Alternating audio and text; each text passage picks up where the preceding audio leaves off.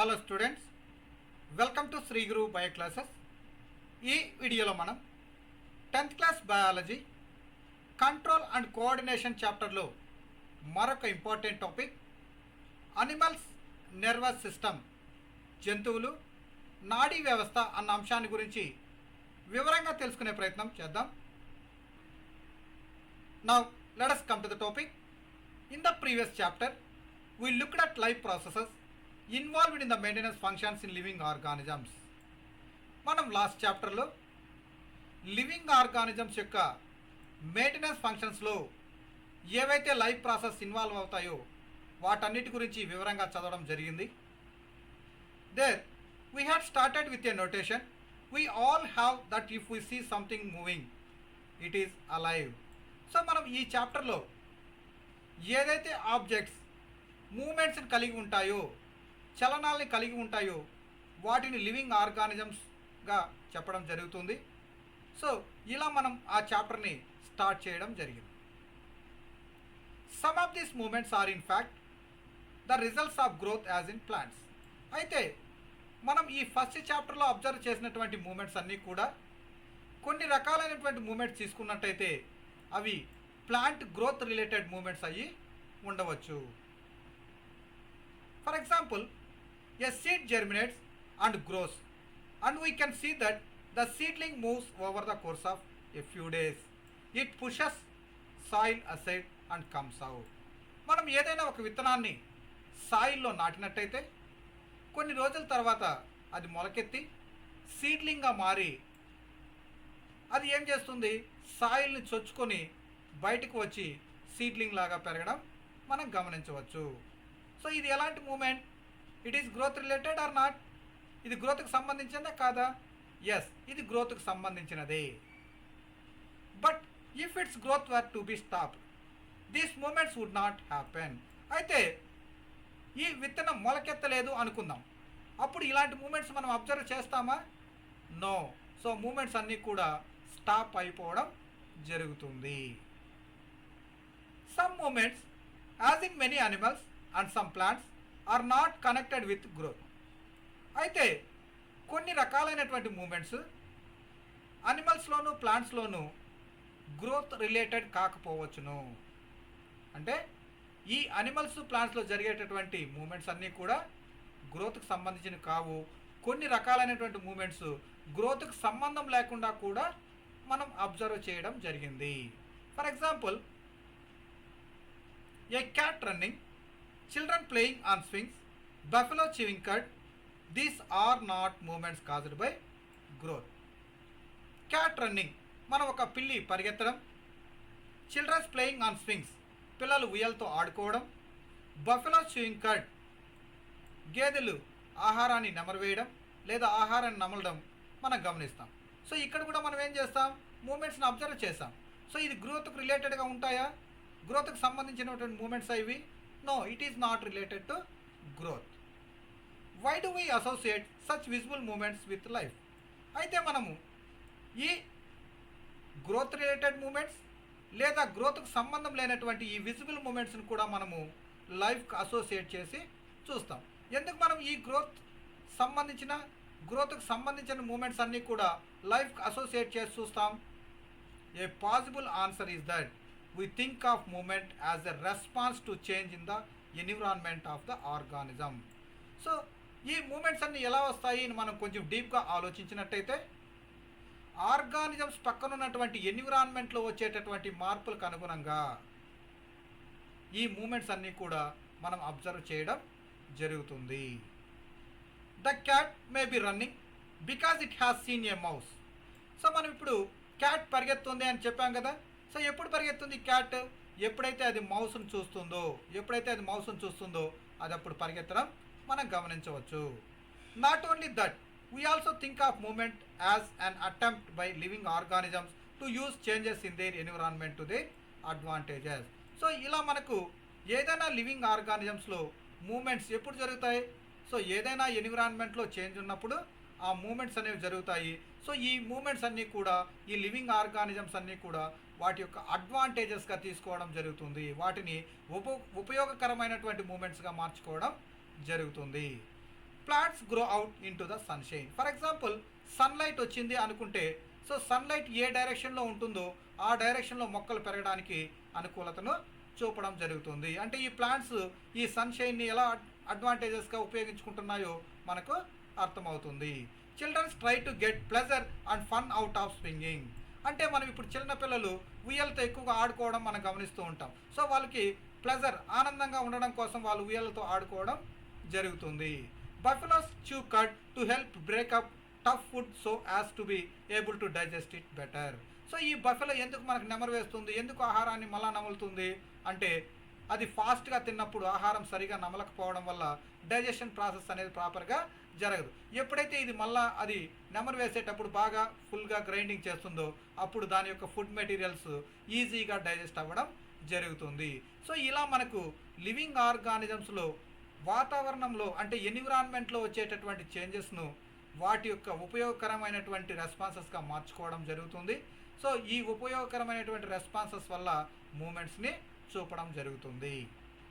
When bright light is focused on our eyes or when we touch a hot object we detect the change and respond to it with movement in order to protect our cells. కొన్నిసార్లు for example మనం bright లైట్ని కళ్ళపైన ఎవరైనా light వేసారా అనుకుందాం, ఆటోమేటిక్గా మన కళ్ళు ఏమవుతాయి, మూతపడతాయి. లేదు ఏదైనా మనం హాట్ ఆబ్జెక్ట్ టచ్ చేసినట్టయితే సడన్గా మన చేతిని కానీ కాళ్ళని కానీ ఏం చేస్తాం, వెనుకకు తీయడం జరుగుతుంది. ఎందుకు అలా తీస్తాం? We protect our body protect అవ్వడానికి మనకి ఇలాంటి రెస్పాన్స్ని మనం చూపించడం జరుగుతుంది. If we think a bit more about this it become apparent that all these movements in response to the environments is carefully controlled.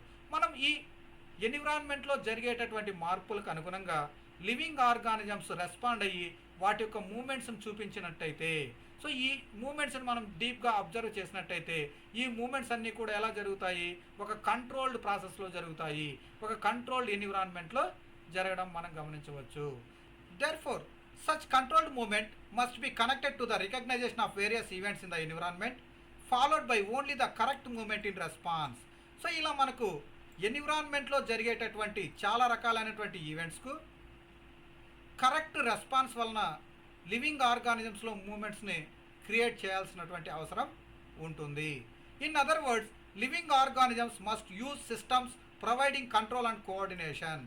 So ఈ విధంగా లివింగ్ ఆర్గానిజమ్స్లో ఈ రెస్పాన్స్ను ఎన్విరాన్మెంట్లో వచ్చేటటువంటి చేంజెస్ను డిటెక్ట్ చేయడానికి వాటికి అనుగుణంగా లివింగ్ ఆర్గానిజమ్స్లో మూమెంట్స్ని క్రియేట్ చేయడానికి ఒక అప్రోప్రియేట్ సిస్టమ్ ఉండాలి. ఆ అప్రోప్రియేట్ సిస్టమ్నే మనము కంట్రోల్ అండ్ కోఆర్డినేషన్ సిస్టమ్గా చెప్పడం జరుగుతుంది. So control and coordination system ఏం చేస్తుంది, ఎన్విరాన్మెంట్లో ఉన్నటువంటి మార్పులను గమనించి వాటిని అప్రోప్రియేట్ రెస్పాన్సెస్గా క్రియేట్ చేసి లివింగ్ ఆర్గానిజమ్స్ని ఒక సిస్టమాటిక్ ఆర్డర్లో నడిపించడానికి ఈ కంట్రోల్ అండ్ కోఆర్డినేషన్ ప్రాసెస్ అనేది హెల్ప్ చేస్తుంది. In keeping with the general principle of body organisation in multicellular organisms specialised tissues are used to provide this control and coordination activities. So ఇలా మనకు మల్టీసెల్లర్ ఆర్గానిజమ్స్లో తీసుకున్నట్టయితే ఇలాంటి కోఆర్డినేషన్ ప్రాసెస్ని కంట్రోల్ చేయడానికి control and coordination సిస్టమ్స్ని ప్రాపర్గా ఉంచడానికి ఒక స్పెషలైజ్డ్ టిష్యూస్ ఉంటాయి. ఆ టిష్యూస్నే మనం ఏమంటాము, nervous system and hormonal system. So ఈ నర్వస్ సిస్టమ్ ఎలా పనిచేస్తుంది, ఈ హార్మోనల్ సిస్టమ్ ఎలా పనిచేస్తుందో మనం ఈ చాప్టర్లో క్లియర్గా చూస్తాం. Now let us see that animals nervous system, జంతువులు నాడీ వ్యవస్థ. జంతువులలో ఈ నాడీ వ్యవస్థ ఎలా పనిచేస్తుందో మనం చూద్దాం. In animals such control and coordination are provided by nervous and muscular tissues which we have studied in class 9. జంతువులలో control and coordination process nervous and muscular tissues సహాయంతో జరుగుతుంది అన్న అంశాన్ని మనం 9th క్లాస్లో క్లియర్గా చదవడం జరిగింది. For example, touching a hot object is an urgent and dangerous situation for us. మనం ఏదైనా హాట్ ఆబ్జెక్ట్ని టచ్ చేసినట్టయితే ఇది నిజంగా మనకు చాలా డేంజరస్ అండ్ అర్జెంట్ రెస్పాన్స్ చూపించాల్సినటువంటి అవసరం ఉంటుందన్నమాట. ఎందుకు, మనం హాట్ ఆబ్జెక్ట్ని అలానే టచ్ చేస్తూ ఉంటే ఏమవుతుంది, మన బాడీ అనేది కాలిపోవడం జరుగుతుంది. So we need to detect it and respond to it. So ఎప్పుడైతే మనం ఈ హాట్ ఆబ్జెక్ట్ టచ్ చేస్తామో అప్పుడు ఇది హాట్గా ఉంది ఫస్ట్ మనం డిటెక్ట్ చేయాలి. డిటెక్ట్ చేసిన తరువాత మనం దాని నుంచి ఎలా రెస్పాండ్ అవ్వాలో అనేది మనము ఆలోచించాలి. How do we detect that we're touching a hot object? ఎందుకు మనం ఈ హాట్గా ఉంది మనం డిటెక్ట్ చేయాలి? డిటెక్ట్ చేయకపోతే ఏమవుతుంది? మన స్కిన్ అంతా కూడా కాలిపోతుంది. సో మనం చాలా పెయిన్ ఫీల్ అవ్వాల్సినటువంటి అవసరం ఉంటుంది.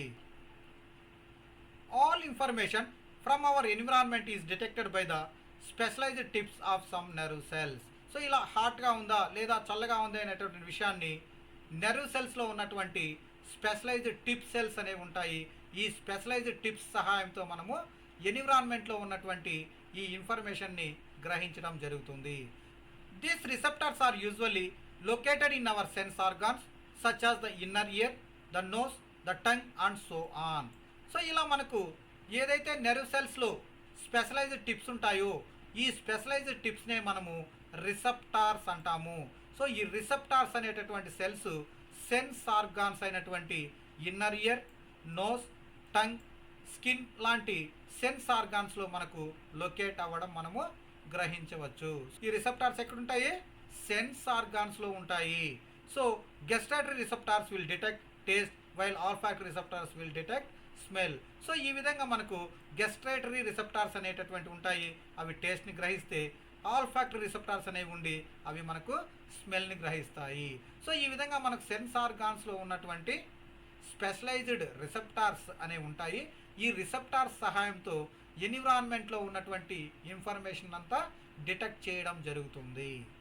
This information acquired at the end of the dendritic tip of nerve cell set of A chemical reaction that creates an electrical impulse. So ఇలా మనం ఒకసారి చూసినట్టయితే సో ఎన్విరాన్మెంట్లో జరిగేటటువంటి చేంజెస్ అన్నీ కూడా ఇలా చూడండి, వీటిని మనము డెండ్రైట్స్ అంటాము. ఈ డెండ్రైట్స్ అనేటటువంటివి సెన్స్ ఆర్గాన్స్కి కనెక్ట్ అయి ఉంటాయి. ఈ డెండ్రైట్స్ ఏవైతే ఉన్నాయో ఈ డెండ్రైట్స్ సెన్స్ ఆర్గాన్స్ కనెక్ట్ అవ్వడం వల్ల ఎన్విరాన్మెంట్లో ఉన్నటువంటి చేంజెస్ని అంతా గ్రహించుకొని వాటిని ఎలక్ట్రికల్ సిగ్నల్స్ రూపంలోకి మార్చడం జరుగుతుంది. వాటినే మనము ఎలక్ట్రికల్ ఇంపల్స్ అంటాము. సో ఎప్పుడైతే ఇన్ఫర్మేషన్ని ఎన్విరాన్మెంట్ నుంచి గ్రహిస్తాయో ఇలా డెండ్రైట్స్ ద్వారా సెల్ బాడీలోకి వచ్చి సెల్ బాడీలోంచి ఆక్సాన్ ద్వారా ఇలా మనకు బయటికి రావడం జరుగుతుంది. At the end of the axon the electrical impulse set off the release of some chemicals. These chemicals cross the gap or synapse and start a similar electrical impulse in the dendrite of the next neuron. So ఎప్పుడైతే ఈ information అనేది dendrite ద్వారా వచ్చి cell బాడీలో process అయ్యి ఇలా axon ద్వారా బయటకు వచ్చి ఇలా టిప్స్ ఆక్సాన్ టిప్స్ ద్వారా మనకు నెర్వ్ ఎండింగ్స్ ద్వారా ఇంకొక న్యూరాన్కి ట్రాన్స్ఫర్ అవ్వడం జరుగుతుంది. ఇలా ఒక న్యూరాన్ ఇంకో న్యూరాన్ ఇలా మనకు బాడీ మొత్తం ఈ న్యూరాన్స్ ఒకదాంతో ఒకటి కనెక్ట్ అవ్వడం వల్ల ఒక న్యూరాన్లో ఉన్నటువంటి ఎలక్ట్రికల్ సిగ్నల్స్ ఇంకొక న్యూరాన్కి ట్రాన్స్ఫర్ అవ్వడం జరుగుతుంది. This is the general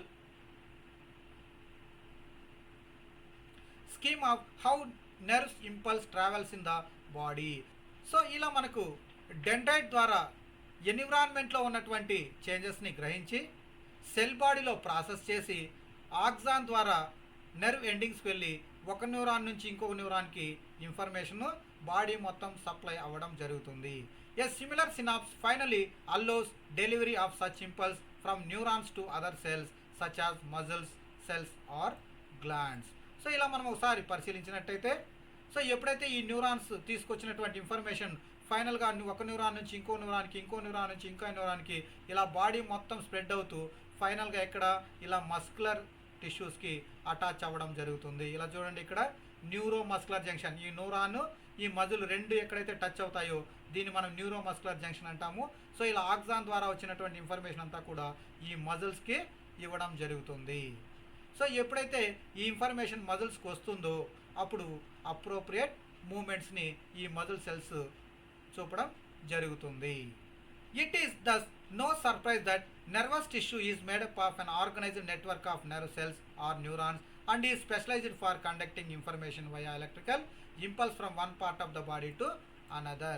so ఇలా మనకు నర్వస్ సిస్టమ్ ఉంటుంది, న్యూరాన్స్ ఉంటాయి. సో ఇలా మనకు స్పెషలైజ్డ్గా ఉండి ఈ ఇన్ఫర్మేషన్ని బాడీలో ఎలక్ట్రికల్ ఇంపల్స్ ఫామ్లోకి మార్చి సప్లై చేయడంలో మనకి ఎలాంటి ఆశ్చర్యము లేదు. Look at figure 6.1 and identify the parts of neuron where the information is acquired through which information travels as an electrical impulse and where this impulse must be converted into chemical signal for onward transmission. So ఇలా మనము 6.1a ఒకసారి మనం పరిశీలించినట్టయితే ఇందులో చూడండి ఎక్కడి నుంచి information గ్రహించుకుంటా ఉంది, environment నుంచి డెండ్రైట్స్ ఇన్ఫర్మేషన్ గ్రహించుకుంటున్నాయి. ప్రాసెస్ ఎక్కడ జరుగుతూ ఉంది, సెల్ బాడీలో ప్రాసెస్ జరుగుతూ ఉంది. ఎక్కడి నుంచి ట్రాన్స్ఫర్ అవుతున్నాయి, ఆక్సాన్ ద్వారా ట్రాన్స్ఫర్ అవుతున్నాయి. ఇక్కడ నుంచి ఇంకో న్యూరాన్కి నెర్వ్ ఎండింగ్స్ ద్వారా ఇంకొక న్యూరాన్కి ట్రాన్స్ఫర్ అవ్వడం జరుగుతుంది. ఫైనల్గా ఇక్కడ ఉన్నటువంటి న్యూరోమస్కులర్ జంక్షన్లో మనకి న్యూరాన్స్ నుంచి వచ్చినటువంటి ఎలక్ట్రికల్ సిగ్నల్స్ అంతా కూడా ఈ మజిల్స్ పైన యాక్ట్ చేయడం వల్ల ఈ మజిల్స్ అనేవి మూమెంట్స్ని చూపడం జరుగుతుంది. ఇలా మనకు ఎన్విరాన్మెంట్లో ఉన్నటువంటి ఇన్ఫర్మేషన్ అంతా కూడా డెండ్రైట్స్ ద్వారా గ్రహించబడి సెల్ బాడీలో ప్రాసెస్ అయ్యి ఆక్సాన్ ద్వారా ఒక న్యూరాన్ నుంచి ఇంకో న్యూరాన్కి ట్రాన్స్ఫర్ అవ్వడం జరుగుతుంది. సో ఒక న్యూరాన్ నుంచి ఇంకో న్యూరాన్కి మధ్యలో అటాచ్ అయ్యేటటువంటి ప్లేసెస్లో కొద్ది గ్యాప్ ఉంటుంది. ఆ గ్యాప్నే మనము సినాప్స్ అంటాము. Next let us see that activity 6.1. Put some sugar in your mouth. How does it taste? So మనం ఈ యాక్టివిటీలో ఏం చేయాలి, కొన్ని షుగర్ క్రిస్టల్స్ని మౌత్లో వేసుకోవాలి. మౌత్లో వేసుకున్న తర్వాత టేస్ట్ని మనము గ్రహించాలి. Block your nose by pressing it between your thumb and index finger. Now eat sugar again. Is there any difference in it taste? So మనం ఇప్పుడేం చేయాలి అంటే ఇండెక్స్ ఫింగర్తో థంబ్తో మన నోస్ని క్లోజ్ చేసుకొని మళ్ళా షుగర్ క్రిస్టల్స్ని టంగ్ పైన ఉంచి టేస్ట్ చూడాలి. ఇప్పుడు ఏదైనా టేస్ట్లో డిఫరెన్స్ ఉందా అనేది మనము గమనించాలి. While eating lunch block your nose in the same way and notice if you can fully appreciate the taste of the food you are eating. So ఇలా మనకు ఏదైనా లంచ్ తిన్నప్పుడు ఒక్కోసారి మనం ముక్కులు ఏదైనా బ్లాక్ అయిపోయినట్టయితే అప్పుడు మనకు టేస్ట్ సరిగా తెలుస్తుందా, సరిగా తెలదన్నమాట. టేస్ట్ అనేది కొద్దిగా డిఫరెంట్గా ఉండడం మనము గమనించవచ్చు. Is there a difference in how sugar and food taste if your nose is blocked?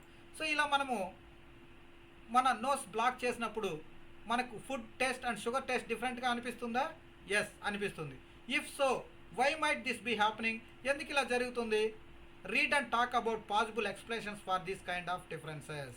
So ఎందుకు ఇలా జరుగుతుంది అంటే మనం ఏదైతే నోస్ క్లోజ్ చేస్తామో అప్పుడు ఏమవుతాయి, మన సెన్స్ ఆర్గాన్స్ నోస్ అయినటువంటి నోస్లో ఆల్ ఫ్యాక్టరీ రిసెప్టార్స్ అన్నీ కూడా బ్లాక్ అయిపోవడం జరుగుతుంది. అంటే మన ఫుడ్లో ఉన్నటువంటి స్మెల్ అనేది మనం డిటెక్ట్ చేయలేము. సో డిటెక్ట్ చేయలేము కాబట్టి జనరల్గా మనకు టేస్ట్ అండ్ స్మెల్ అనేది రెండు ఇంటర్లింక్డ్గా ఉంటాయి.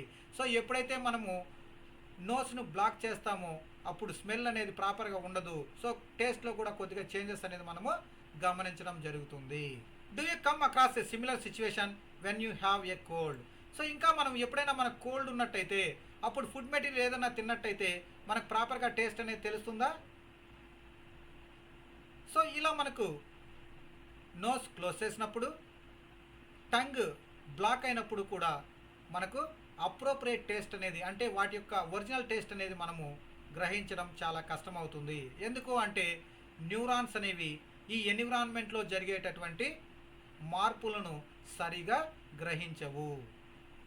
ఓకే, సో జనరల్గా మనకు న్యూరాన్ ఏం చేస్తుంది, ఎన్విరాన్మెంట్లో జరిగేటటువంటి మార్పుల్ని గ్రహించి సెల్ బాడీకి పంపి ఈ సెల్ బాడీలో ఎలక్ట్రికల్ సిగ్నల్స్గా జనరేట్ చేసి ఆ ఇన్ఫర్మేషన్ని ఆక్సాన్లోకి పంపించి ఈ ఆక్సాన్ ద్వారా వేరొక న్యూరాన్కి పంపిస్తుంది.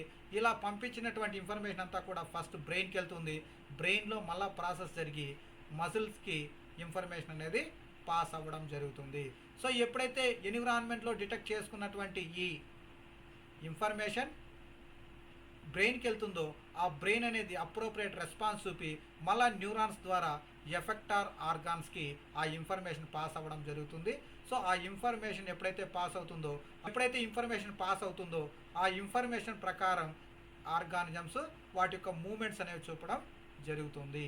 సో ఈ బ్రెయిన్ ఏం చేస్తుంది, బ్రెయిన్లో ఏ పార్ట్స్ ఉంటాయి, సో అది ఎలా వర్క్ చేస్తుంది నెక్స్ట్ వీడియోస్లో మనము క్లియర్గా తెలుసుకుందాం. ఇది స్టూడెంట్స్ ఈరోజు టాపిక్. ఇందులో ఏదైనా సందేహాలు ఉన్నట్టయితే మీరు కామెంట్ సెక్షన్లో కామెంట్ చేయండి, లేదా శ్రీగురు బయోక్లాసెస్@gmail.comకి మెయిల్ కూడా చేయొచ్చు. Thank you for watching.